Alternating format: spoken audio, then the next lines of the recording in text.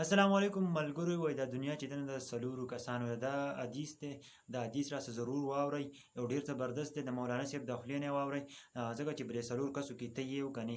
د حدیث را ضرور واورئ او په کمنټ کې د مولانا صاحب ته ماشاءالله ضرور ولیکئ او دا ویډیو د نورو ملګرو سره ضرور شیر کړئ. یو ډیر زبردست حدیث دی. حدیث ضرور واورئ.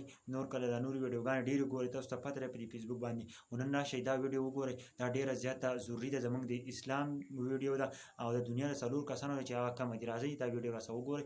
ضرور دا حدیث واوره. دا دنیا د څلورو کسانو ده. تا ته وایم ته په دې څلورو کسانو کې دې ځان وګوره چې کوم یو یې. پیغمبر علیه الصلاة والسلام فرمایي دا ټوله دنیا د څلورو کسانو ده.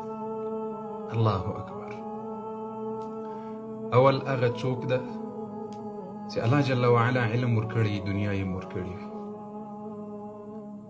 خو ده په دې دنیا کې د الله جل وعلا حق ادا کړی وي، له الله جل وعلا نه بیریږي، د خپله دنیا په حرامو په ناروا نه استعمالوي، د فقیرانو قریبانو دوستانو حق پکې ادا کوي. پیغمبر علیه السلام وایي دا کس به په ورځ قیامت په هغه لوړو منزلونو کې وي. الله اکبر. دوم کس څوک ده؟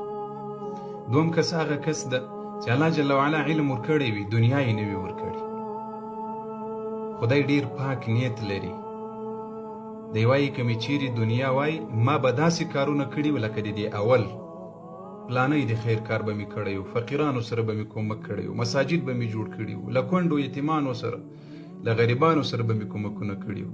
پیغمبر علیه الصلاة والسلام وایي دی دواړه په اجر کې برابر دي سره په ورځ د قیامت په لوړو منزلونو کې به وي. الله اکبر.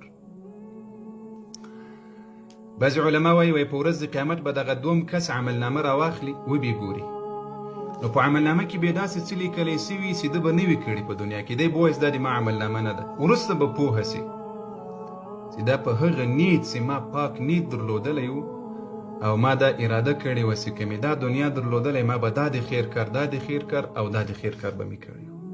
الله جل وعلا ده ته په هغه عملنامه کې دا د خیر اراده او نیت ورته لا لیکلی وي، یعنی په سلهاوو مساجد یې جوړ کړي دي، د فقیرانو کونډو یتیمانو سره یې کومکونه کړي وي، ده به کړي نه وي، ده به نیت درلودلی خو الله جل وعلا به په عملنامه کې ورته لیکلی وي.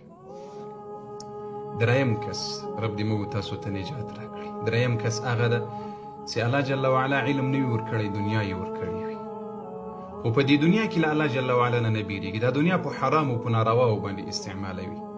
یا الله جل وعلا حق نه ورکوي، فرض زکات د قریبانو د فقیرانو مسکینانو حق نه ادا کوي، یعنې صدقات نه کوي.